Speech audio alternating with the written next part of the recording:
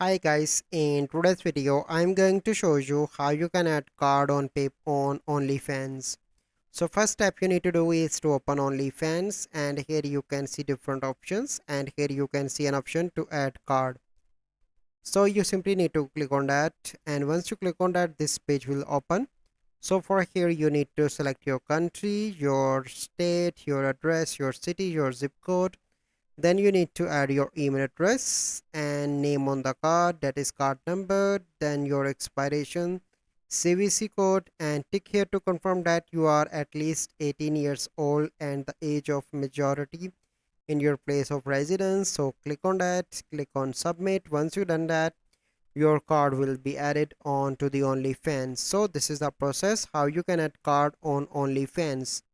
So I hope you find this video helpful. If you find this video helpful, must like this video, subscribe to our YouTube channel for future videos. We'll see you in the next video. Thank you. Have a good day.